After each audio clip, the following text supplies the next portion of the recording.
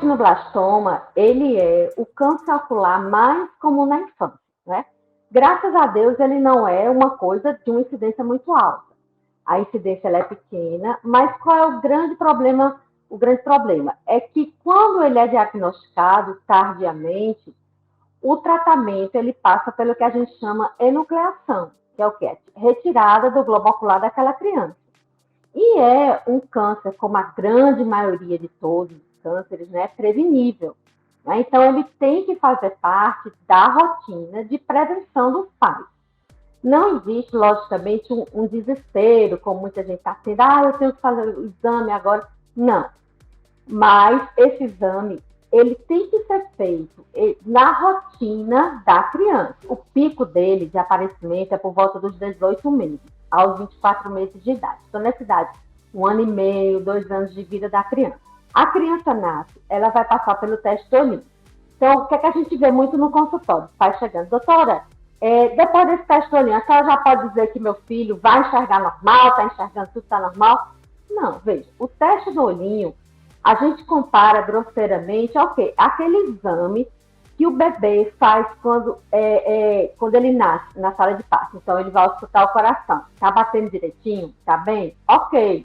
Urinou, fez xixi, quer dizer. Então, assim, o sistema visual dele, vamos dizer, o olhinho dele nasceu todo bem formado. Porque existem alterações que são urgências no nascimento. Um glaucoma é uma urgência, uma catarata congênita, que a criança já nasce, é uma urgência. Então, muitos pais, eles acham que depois do teste do olhinho, pronto, o teste do olhinho do meu filho deu ótimo. Então, ele vai desenvolver normal a visão.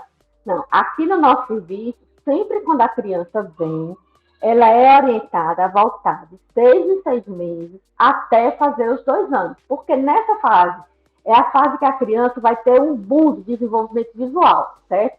Então, nessa fase, a gente tem o risco de um retinoblastoma, a gente tem o risco de outras patologias, como uma obstrução mais grave de um canal lacrimal.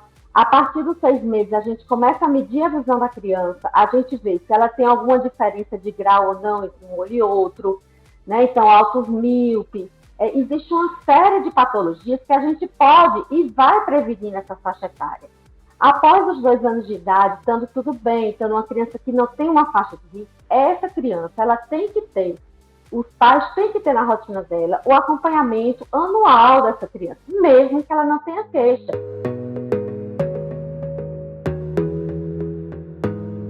Alguns sinais de alerta que a gente tem esse muito comum, não é? Que é o que chama às vezes até o reflexo do olho do gato.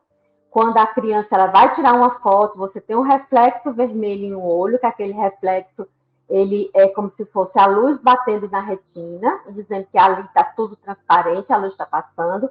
E o outro, um reflexo esbranquiçado, né, que ali existe alguma opacidade naquele meio que a luz não está passando. Isso também não é uma questão de desespero, porque às vezes acontece esse reflexo e não é um retinoblastoma. Outros fatores também, como são crianças normalmente que a gente chama pré-verbais, né? São crianças que até 2 anos de idade, que elas não sabem se expressar muito bem, às vezes o olho da criança é normal, mas de vez em quando aí você começa a ver um olho desviar, outro, ele começa a tremer, o que a gente chama de nistagmo, algumas alterações, entendeu? Outros retinoblastomas, eles vêm cursando com um quadro de celulite, que seria um quadro de inflamação grande nesse olho. Então, realmente, existem alguns outros sinais de alerta.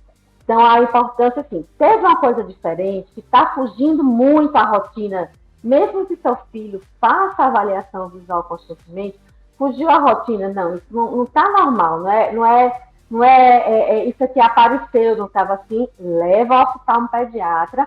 O retinoblastoma, ele pode, né, ser bilateral, entendeu? Não que ele vá passar de um olho para o outro, né? Mas ele pode, no estágio mais avançado, ele pode já vir bilateral, já é um estágio um pouco mais avançado da doença. Alguns retinoblastomas, eles têm sim casos hereditários, entendeu? Nós tem a família, tem os genes para aqueles casos de retinoblastoma e outros não.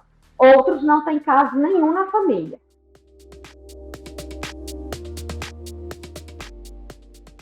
A chance de cura vai depender muito do tempo que ela foi dada o diagnóstico, né?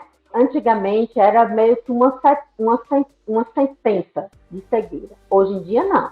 Hoje em dia, quando você tem um diagnóstico precoce, através de quimioterapia, através de outros tipos de abordagem, se consegue preservar o olho daquela criança.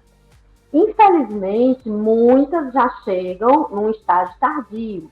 Então, o tratamento realmente passa por uma enucleação, quer dizer, a retirada do globo ocular daquela criança, né, que é o que a gente não quer, certo? E aí, o acompanhamento vai depender muito do estágio em que essa criança está. E vai ser um acompanhamento em conjunto, entre o oftalmo-pediatra, para ir acompanhando o desenvolvimento visual daquela criança, vendo se aquele olho está enxergando normal para a idade, se precisa de uma estimulação visual, acompanhada em conjunto com o oncologista, né? Então, assim, é uma equipe multidisciplinar que vai ter que acompanhar essa criança.